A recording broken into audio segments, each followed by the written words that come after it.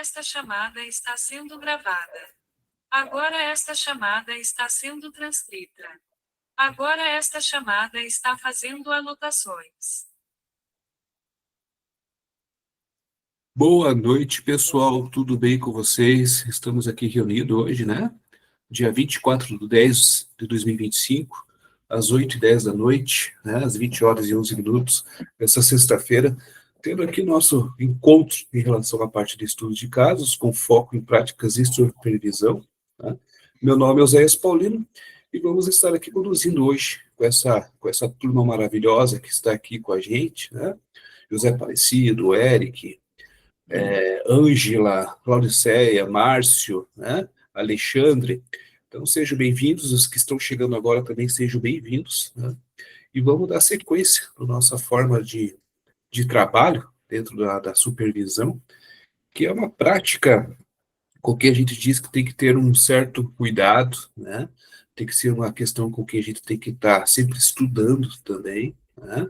Nós temos que estar com esse envolvimento dentro da psicanálise, uma forma de estar trocando ideias, de estar revisando, de estar interpretando realmente toda essa situação com que a gente convive, né? A supervisão é uma troca de pares, né? Entre o psicanalista, o seu supervisor, que também é psicanalista. Em cima de quê? De casos, né? De casos que ali venha uma demanda, né? E essa demanda, até chegar ao supervisor, né? Até chegar à pessoa do supervisor, até chegar à pessoa com que está ali fazendo sua escuta do analista, né? Ela tem que ser muito criteriosa, né? Ela tem que ser muito interpretativa, né? Então, a gente usa muito dentro desse processo todo a questão da tríade, né, dentro da supervisão, que seria a observação, a investigação e a interpretação, né?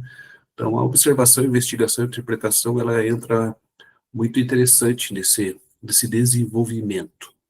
Esse desenvolvimento com que nós temos que estar ali atento a cada item, a cada forma, até mesmo porque o supervisionando, ele está já ali na segunda escuta, nós podemos dizer assim, né? A primeira escuta é a demanda do paciente para o analista, e o analista vai trazer a demanda do paciente, a demanda dele, né, para o supervisor, né? Então, o supervisor, ele vai ter que fazer esse controle, né, essa forma de estar interpretando toda aquela história que está sendo contada ali, né, toda aquela vida que está sendo contada ali, mas já numa segunda passagem de informações, né?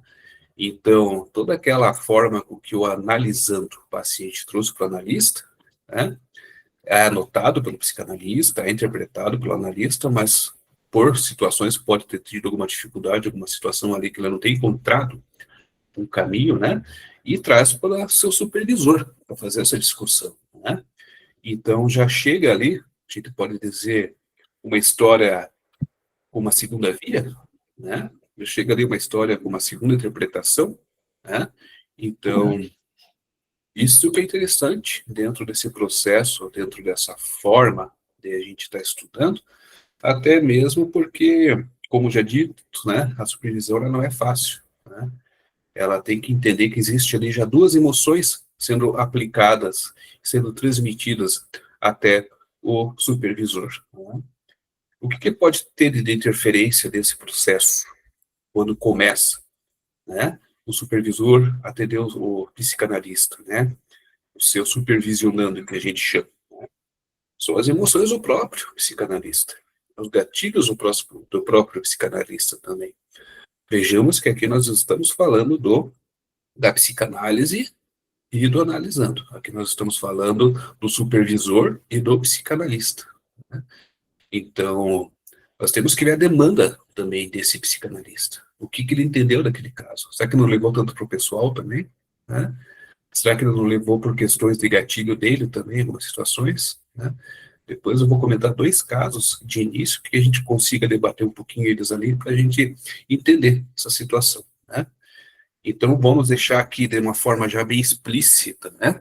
Que aqui nós vamos estar trabalhando a questão da supervisão, né? Então, durante os outros períodos, a gente pode estar pegando alguns casos ali, interpretando ele de uma forma vista pelo psicanalista, levado ao caso ao supervisor. Né? Dentro desse processo todo, né, dentro dessa forma com que a gente vai conduzir ou supervisionando, né, nós temos que entender que ele passou, né, pela formação dele, passou pelo tripé de formação dele. A teoria, né? A teoria é o conhecimento básico, é a base, né? Quando nós nos matriculamos dentro de uma escola ou de alguma sequência que seja para aprender a psicanálise, né, nós temos a teoria. A teoria é aquela forma de você ter a introdução do assunto. A introdução do assunto é você ter a percepção que existem referências, né, que existe dentro de um campo várias referências, vários estudos, várias conduções, né, dentro da psicanálise, por exemplo. As escolas tradicionais, né, freudiana, lacaniana, né, outras escolas que a gente pode estar sempre... Eu falo mais sempre do Freud e Lacan porque ela é uma base, né, mas ali a gente vai percebendo que existem outras tantas escolas, né. Então, o Winnicott, por exemplo, que é uma escola excelente a ser estudada, né, doutor, né, então são formas aí com que a gente vai conseguir fazer um intercâmbio de informações, né. Cada um traz a sua forma de aplicabilidade dentro da psicanálise.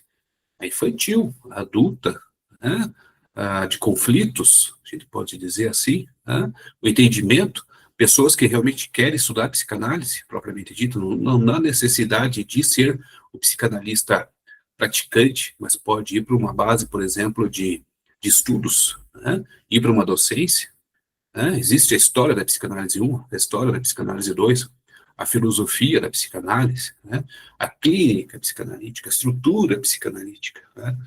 Então, essas são algumas bases onde até o cara chegar a ser supervisor, ele tem que passar por uma experiência muito longa, né. Não é 10 escutas que já vão me tornar um supervisor, né.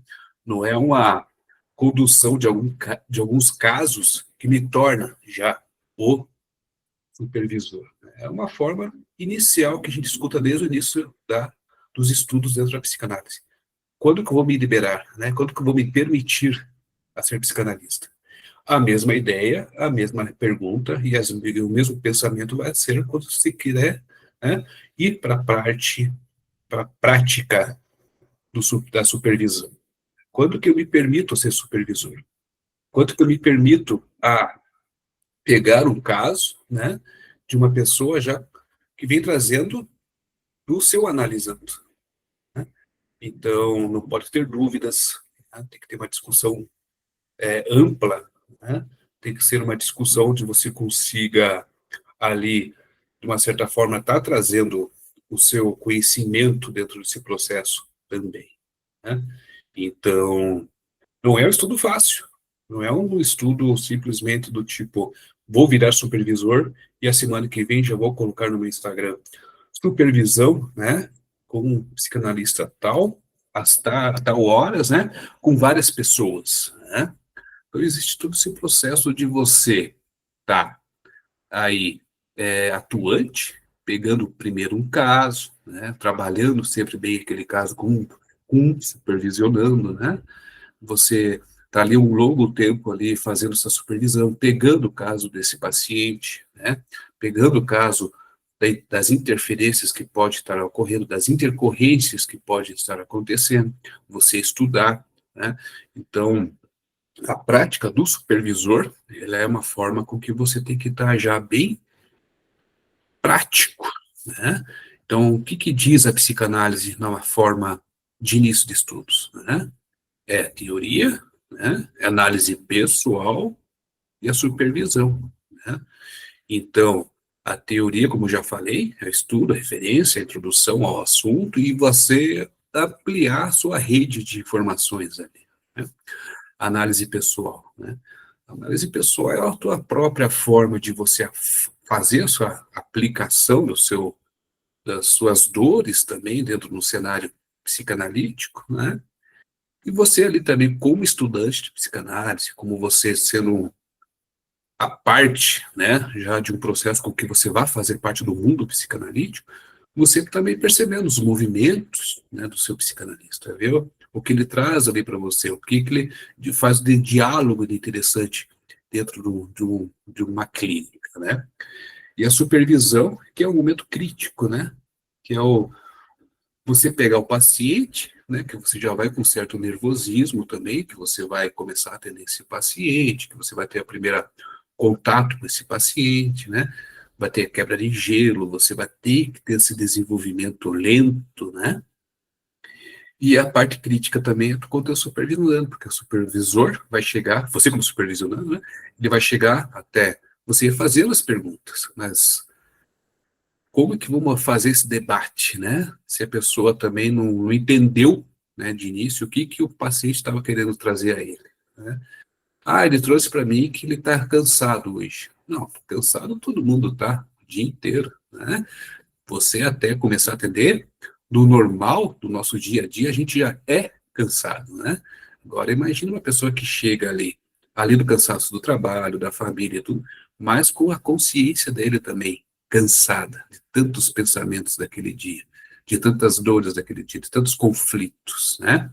De tantas perturbações que podem estar ali afetando a sua vida, né? Ali ele está trazendo para você também questões que atrapalhar ele na infância, né? Que teve os traumas, né? Então está trabalhando inconsciente de uma pessoa também. Então é um processo dentro da supervisão que ela não é uma questão de você simplesmente querer ser, né? Você tem que ser psicanalista supervisor, né? Então por isso que a gente prepara em grupos pequenos, né? Nós preparamos a pessoa porque existe o debate, né? Existe o encontro entre os psicanalistas com o supervisor, onde a gente vai estar debatendo os casos, os outros vão ali fazendo essa forma de estar trazendo os casos deles e fazer o debate, né? Fazer as intercorrências, fazer as, as ajudas, né? Fazer ali um entendimento de alguma situação que ela provavelmente já tenha passado, tudo tal. Então, aí já é um debate, já é um estudo de casos juntos com todos os psicanalistas, né? Estudantes também, que já muitos entram nessa parte, né? Mas eu acredito que para a parte da supervisão, realmente, a pessoa tem que ser já psicanalista de um bom tempo, né? E que entre justamente para que tenha esse debate um pouco mais, até acalorado, a gente pode dizer, né? Um acalorado com o que a gente diz, não uma briga feia, mas um debate que seja interessante e que todos participem, né? Que não fique naquela coisa só de jogar o caso, né? E o aluno, no caso, trazer e jogar um caso, e o supervisor ali fazer a leitura do caso e fazer uma distribuição ampla, né? Mas sem tópicos, né? E já na supervisão com os psicanalistas que querem ser supervisores mesmo, os tópicos têm que ser desenvolvidos, né? Têm que ser ali conduzidos, têm que ser elaborados, têm que ser trazidos à tona o conhecimento mesmo, né? Então é uma prática evolutiva, nós podemos dizer assim, né? Evolui a cada momento, em cada caso que você traz, em cada paciente que pede alta, a cada paciente que você chega e fala assim, ó, vamos dar um tempinho de uns meses aí para ver como é que você respira agora sem a minha ajuda, né? Como é que você respira agora sem estar trazendo essas informações para mim, né?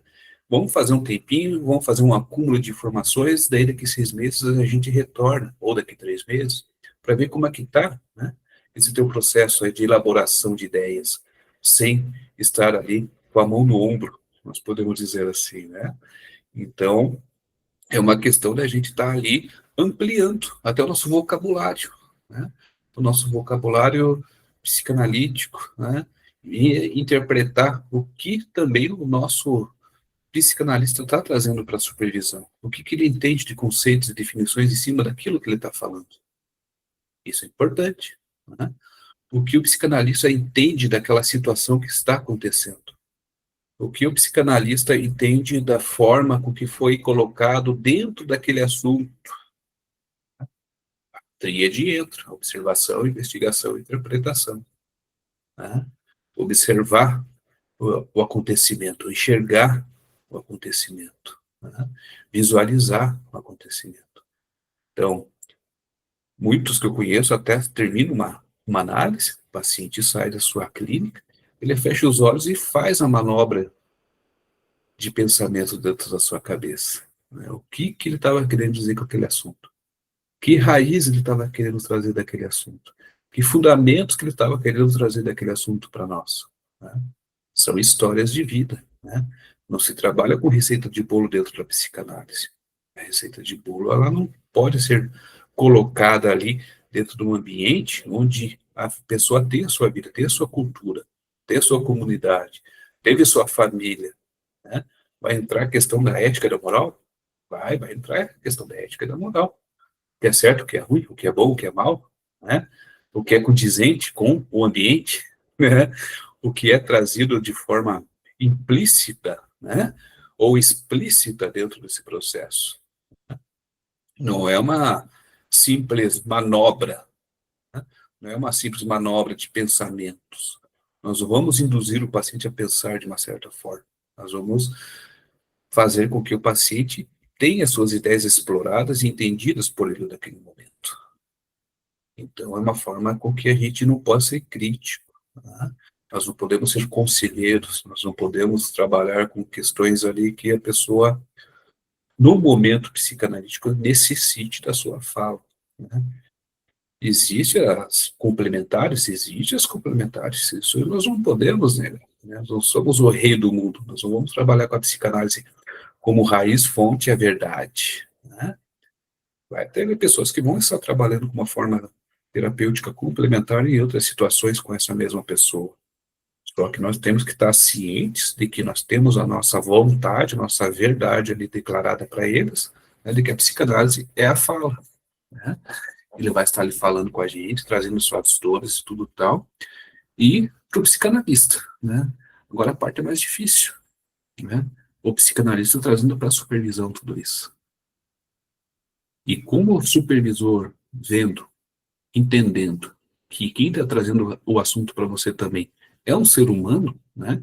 Que encontrou no outro ser humano as suas dores, né? Que encontrou no outro ser humano as suas fases não concluídas, né? As suas agonias, né? Os seus sentimentos, suas antecipações, né? Então, como que o supervisor ele vai analisar o seu supervisionando psicanalista, né? Sendo que ele está trazendo a história de uma outra pessoa. Isso que é interessante a gente estar aqui, daqui para frente, a partir de sexta-feira, hoje, dia 24/10, né, de 2025, daqui para frente a gente está debatendo isso. Né? Então, vamos fazer um estudo de casos? Vamos fazer um estudo de casos, mas da forma com que o psicanalista trouxe para a gente. Não agora, daqui para frente, na parte da supervisão, como o paciente trouxe para o psicanalista. Né? Nós temos que entender a ideia do que o psicanalista está trazendo dessa ideia para nós. Né? A história ele vai trazer, nós vamos entender, nós vamos ter a introdução da história. Mas e a psicanálise propriamente dita? O que ele vai estar trazendo para o seu supervisor? Né? Então, ali, nós temos que estar bem atentos em todas as escolas. Né? Como dizem, o psicanalista não é lacaniano, não é freudiano. Quem é? É o paciente. Né? É o paciente que vai trazer uma causa lacaniana para você. É o paciente que vai trazer uma causa freudiana para você. De Winnicott, entre outros. Né? Então, o estudo das escolas, eles têm que estar sempre em uma forma de revisão e acrescentando sempre outras informações que vão aparecendo, logicamente. Né? Ferenzi, né? Que é um estudo bonito também de ser feito. Né? Novos psicanalistas que estão surgindo aí, né? Porque a demanda dentro da psicanálise vai crescendo também. O supervisor ele não pode ficar também só parado naquele momento, né? Com que ele foi da sua escola, com que ele estudou naquele momento, né? A evolução está aí, né? Os novos conceitos dentro das escolas, os novos conceitos da tecnologia, os novos conceitos de aproximação de conversa, né? O que era verdade antes, hoje já não é verdade, né? O que não era verdade na época, o que está sendo estudado, revisado hoje, ó, tinha uma certa interferência, né? E que o resultado está aparecendo agora, né? Então, o psicanalista, eu posso dizer para vocês que a psicanálise é um estudo difícil, né? É um estudo que exige muita disciplina, né? Que existe um roteiro a ser cumprido, né? Um roteiro que eu digo da formação, né? E que existe também uma demanda muito grande, né? De aventureiros dentro da psicanálise também. Então, nós, como psicanalistas sérios, nós, como psicanalistas estudantes, nós, como psicanalistas professores, supervisores e tudo mais, nós temos que estar atentos também nesse cenário. E tudo dentro desse processo, e tudo dentro dessa nossa história que a gente está até fazendo aqui na Sobrapa agora também, exige, né, de cada um aqui de nós, né? Da Rafaela, ô Rafaela, nossa, a Dani, né? As professoras aí que estão aparecendo, tem mais 4 aqui, deixa eu ver aqui.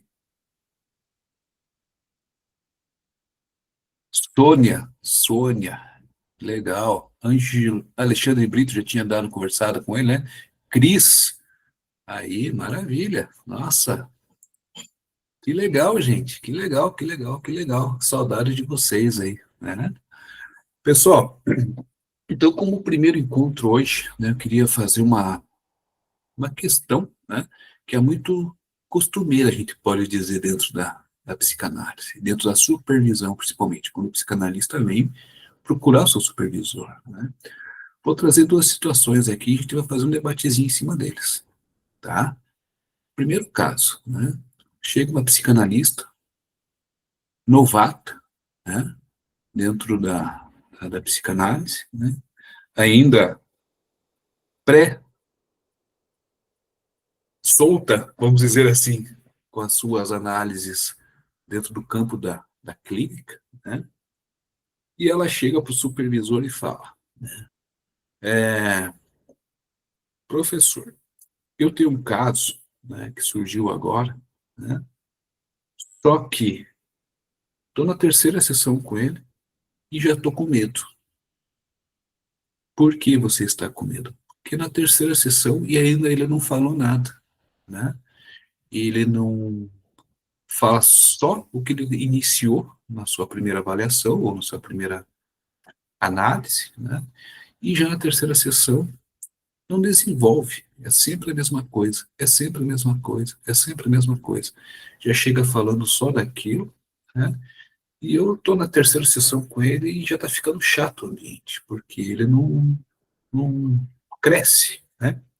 Ele está parado com aquele movimento, ele está parado com aquela situação e não consegue desenvolver, né?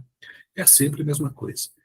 Eu já estou ficando, de uma certa forma, incomodada, né? Já estou ficando, de uma certa forma, achando que eu estou no caminho errado, né? O que vocês diriam para uma psicanalista iniciante?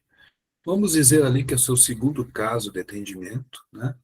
E é o seu segundo paciente, vamos dizer assim, né? E com esse paciente, a terceira sessão, com que ela não consegue. Seria, no caso, uma percepção dela do quê, né?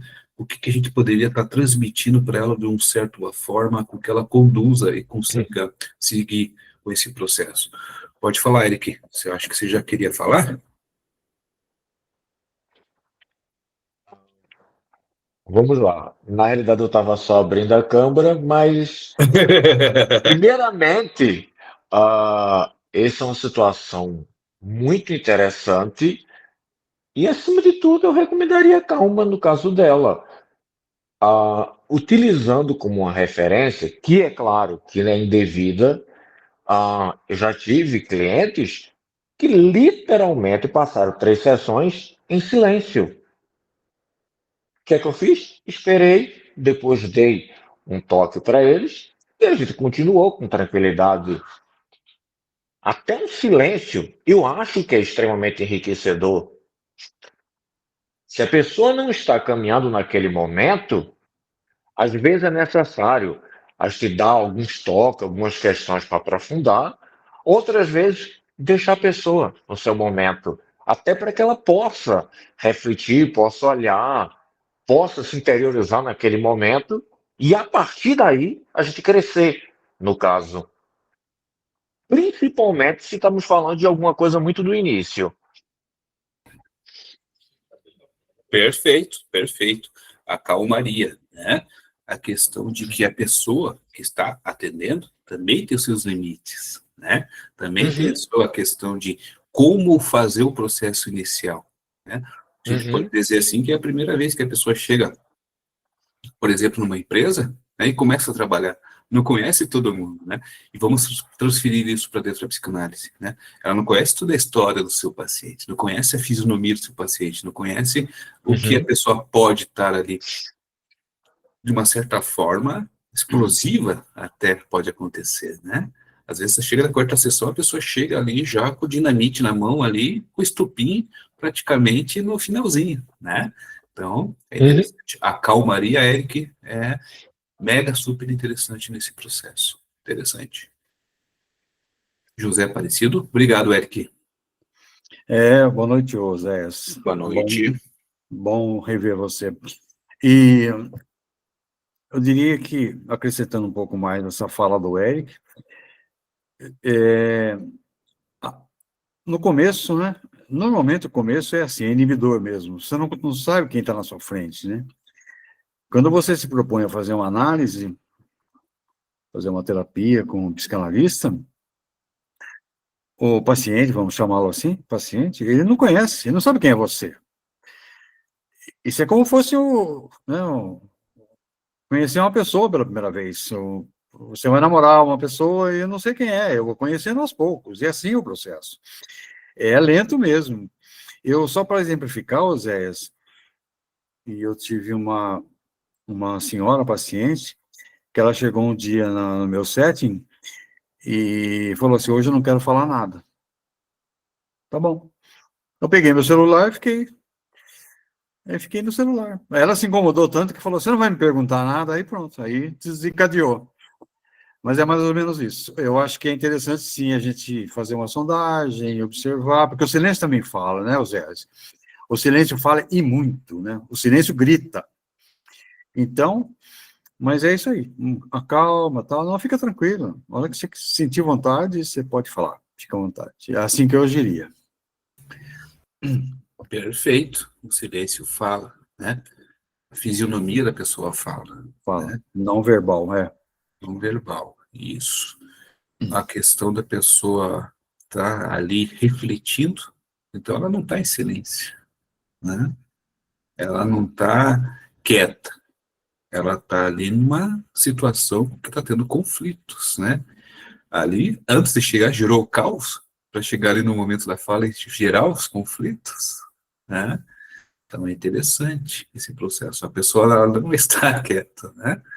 Então, interessante. Dani Kraus, que saudade de você, minha querida. Pode falar. Pois é, professor, eu estava pensando no que estaria acontecendo, se estaria tudo bem, que o senhor desapareceu, sumiu. Que bom que está de volta. Os desaparecidos de vez em quando vão a Marte e voltam com mais ideias, né? Ah, que bom que voltou com muitas ideias, isso é bom. Pois é, na questão do silêncio, é interessante, é, o silêncio tem muitos motivos, né? Às vezes o silêncio é por uma falta de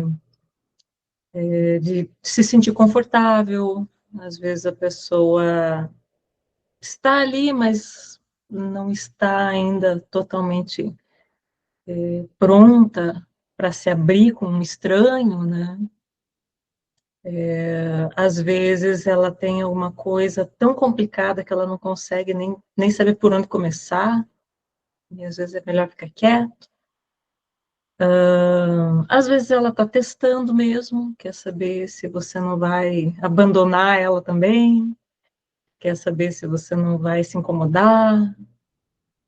Então, o silêncio é interessante também para o analista se perguntar quais todas as possibilidades, né, de silêncio, e tentar observar, né, como os colegas falaram, qual é o tipo de como é que você recebe esse silêncio, né? Porque se a pessoa está em silêncio, ela tem um motivo muito sério para isso. Então, é interessante tentar se ajustar para entender, para oferecer o melhor espaço para receber esse silêncio. Se a pessoa precisa se sentir confortável, então você tem que passar essa segurança para ela. Não, eu estou aqui, vou ficar aqui, estou à disposição.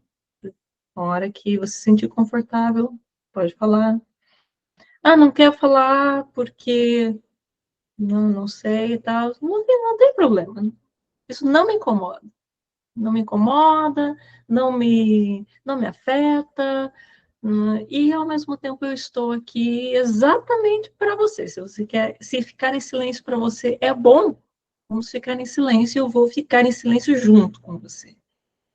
Então, são coisas que também passam muito pela sensibilidade do analista, né? Realmente estar ali sem se preocupar em consertar nada, em resolver nada, em desenvolver nada, porque às vezes é só o estar realmente que faz a diferença. O estar presente faz bastante diferença.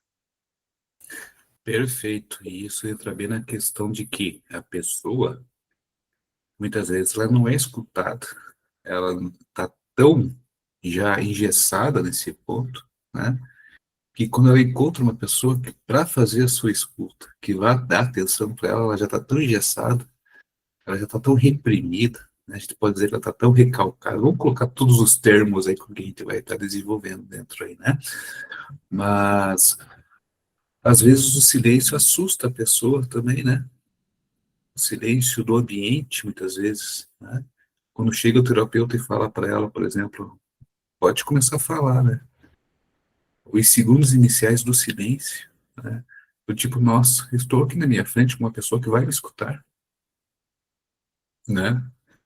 Aí já gera a primeira emoção da pessoa, né? Porque quando a pessoa começa a falar, desperta toda a emoção dela. Muitos choram, né? Nossa, eu estou sendo escutada pela primeira vez na minha vida, né? Sem ser julgada, sem ser criticada, né? Podendo, muitas vezes, a pessoa desenvolver aquele pensamento dela sem ser interrompida, né? A pessoa, quando vai pedir um conselho, vai pedir um aconselhamento com uma outra pessoa, a pessoa não finaliza o seu pensamento. Já chega a pessoa, já a outra, detonando. Ah, por que você está pensando nisso agora? Siga em frente a sua vida. Então, o silêncio, muitas vezes, de início, assusta, né? O silêncio da pessoa com ela mesma, né? Não com o psicanalista, mas com ela mesma, né? É como a gente chega, por exemplo, dentro de um ambiente, né? Não entrando tanto na questão religiosa, né, mas na questão de pessoas que vão dentro até de uma igreja para fazer a sua reflexão, né, para fazer o seu pensamento, né, a sua meditação, indo para o lado já mais de meditação, mais de relaxamento, mais de respiração, né, ela entra no seu tempo de pensar, né, ela entra no seu tempo de transmitir, né, então tudo isso que eu falo muitas vezes para o nosso psicanalista, né, deixa a pessoa falar, né? Não precisa ser verbal, mas ela falar com ela mesma, né? Então são tudo etapas. A psicanálise ela não tem que ser comercializada nesse ponto. 10 sessões já está tudo pronto, resolvido para você, né? A psicanálise, ela de uma certa forma, ela vai trazendo esses resíduos, né? E esses resíduos muitas vezes tá ali no filtro e não deixando dar sequência na sua vida. Então, esse pensar é interessante. Ângela Almeida, que saudade de você também, Ângela, pode falar. Boa noite, professor. Bem-vindo de volta. Estamos muito felizes pelo seu retorno. Obrigado, querida. Eu também. Professor, como disse o professor José, o silêncio fala, mas não é só o silêncio que fala. Em análise do discurso, né, em história, como eu aprendi muito, mesmo dentro das narrativas, existe o não dito. É super importante a gente ouvir o que não foi dito. Mesmo dentro das narrativas, se você fizer uma análise mais aprofundada, você vai ver que os discursos eles caminham em determinada direção, às vezes tentam chegar fazer você chegar a um determinado uma determinada conclusão, mas, na verdade, por trás disso existe alguma coisa também que está oculta, né? Aquilo que entre as linhas não foi dito. Perfeito. As entrelinhas, elas estão Assim, a presentes. gente tem que ter, a gente tem que ter empatia, né? E aguardar o tempo. Cada um tem o seu tempo. A gente pode ter o desejo de querer ajudar o nosso paciente, mas imagina, você, nas primeiras entrevistas, então, você se deparar com uma pessoa que você nunca viu na sua vida, para você abrir o seu coração, a sua mente, os seus mais profundos, né, recalques, as suas mais profundas dores, seus mais profundos sentimentos, né, seus afetos recalcados, uma pessoa que você nunca viu. Até que você estabeleça uma confiança, até que você estabeleça essa relação, né, de empatia e de confiança, é uma coisa que demora um certo tempo, né? As pessoas não se abrem assim de qualquer forma, mesmo aquelas que falam muito, né? Mesmo aquelas que estabelecem um discurso, alguma coisa elas não falam, é o não dito, é o que está entre as linhas, e a gente tem que descobrir o que é, né? Não é fácil? Não. Se fosse fácil, a gente não tinha que estudar tanto, mas é possível.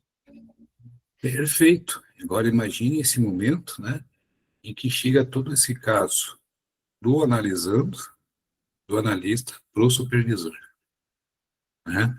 A dificuldade que o supervisor vai ter, a dificuldade que o supervisor vai ter que interpretar, né? Esse dito no dito é interessante, né? O silêncio, o processo, porque muitas vezes, e vocês não perceberam ainda, mas o próprio psicanalista, quando vai para a supervisão, ele pode fazer esse silêncio também. Por quê? Por intercorrências que acontecem na vida pessoal dele também. Vai se limitar a contar alguma coisa? Ou ele vai simplesmente ignorar o que foi trazido pelo seu paciente e vai fazer uma manobra até chegar para o supervisor, para que o supervisor encontre antes a solução dele, para que ele chegue até o seu analisando. Então, todo esse processo é interessante, né, do supervisor dentro da psicanálise. Gente, é nossa primeira aula, tá? Nós vamos desenvolver muito esse assunto. Vou passar vídeos, vou passar também aqui para vocês PDF, né? Vou passar slides, todo o material que a gente vai estar acompanhando ele muito de perto, tá? A supervisão eu quero fazer com muito carinho, porque eu quero deixar nós aqui, como futuros supervisores, né, bem afinados, né? Bem disciplinados nesse ponto também, ok? José, antes de você expor aí o segundo caso, Sim. só me lembra uma coisa, no começo você falou 3 elementos aí, observação, interpretação e mais uma outra palavra, o que era? Vamos lá pela sequência, tá? É observação, investigação, interpretação. Investigação, tá legal. Isso. Então, Obrigado. colocamos lá sempre na ordem, tá? Observação, Tá. investigação e interpretação. Tá aí que eu perdi a investigação, então. Isso, beleza. Obrigado. Nada, fiquem à vontade, tá, pessoal? Podem perguntar, fiquem tranquilos. Vamos lá, então, para o segundo caso, que eu acho interessante também, que é uma totalmente diferente do primeiro, né? É totalmente uma forma até engraçada, né? Porque chega, né? Esse é o caso de um supervisionando meu que chega e fala assim, caramba, né? Ele é um rapaz novo, né? Muito ansioso também, né? E chegou para ele também uma pessoa muito ansiosa. Ele chega, professor, tem um paciente meu que todo santo dia que ele vem fazer análise comigo, e ele quer fazer 3 vezes por semana comigo, a antecipação e a ansiedade já vindo aí também, né? Só que nesses 3 encontros, nós já estamos na 9ª sessão, né? Nós já estamos no nosso 9º encontro, né? É sempre a mesma coisa. Ele não muda nada de assunto. Ele não muda nada. Eu começo a falar, vamos tentar, né, conduzir para uma outra forma de pensamento, vamos tentar ir para uma outra forma que esteja também te atrapalhando, vamos contar um pouco da tua infância, Não, ele começa, mas interrompe e sempre a mesma coisa. Sempre. Já é anual. Eu falei para ele, aí já é um caso que você tem que pegar e perceber que cada momento que ele está trazendo, você vai perceber que ele pode trazer uma situação nova. Então não tape os ouvidos, não feche os olhos, né? Toda a situação com que ele está vendo, ele está, aí já entra a questão da interpretação, né? Será que aquela sequência de informações sempre é a mesma mesmo? Né?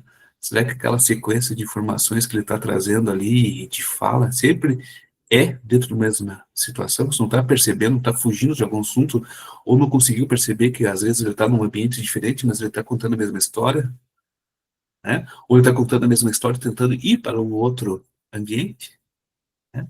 Então é interessante esse processo, né? Então eu queria ver de vocês, o que vocês aconselhariam a um psicanalista, né, que tem um paciente dessa forma, com que ele chega e sempre conta a mesma história, né, e que sempre vem trazendo ali a sua demanda, né, mas que a gente não consiga, né, de uma certa forma, colocar ali para o supervisor o que está querendo trazer desse fato, né. Eu queria saber de vocês um pouquinho, o que vocês aconselhariam o psicanalista nesse ponto. José Aparecido, pode falar. Eu penso o seguinte, Oséias, talvez esse assunto que ele repete, que ele sempre traz em questão, talvez seja o assunto que mais o incomode mesmo.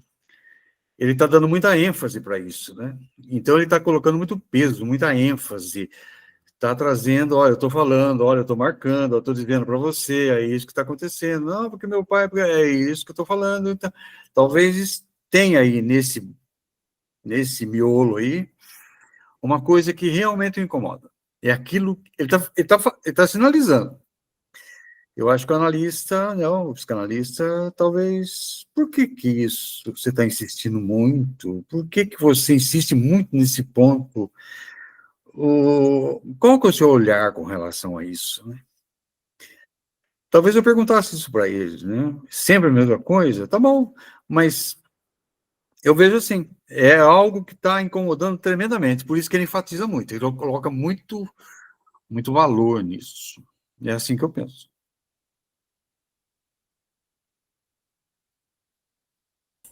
Aí que surge a primeira dor dentro da psicanálise, né? A primeira frase, o incômodo. O Né? incômodo, exatamente. O que está incomodando, né? Então eu pergunto também para o meu psicanalista, né? Pro meu supervisionando, né? O que isso te incomoda também? Por que Exatamente. você não deixa falar? É Né? repetição, é repetição. Então, uma transferência pode estar acontecendo ali também, né? Dentro desse processo. É um processo interessante a ser analisado, a ser percebido. Né? Pessoal, para o próximo encontro nosso, então, nós vamos deixar essa forma de analisar, né, esses dois casos, tá?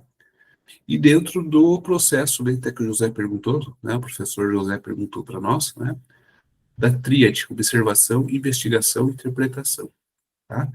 Então, vamos estudar um pouquinho a questão das definições de observação, tá, investigação e interpretação dentro do processo psicanalítico, ok? Então, Muito bem. bom Muito final bem. de semana para vocês.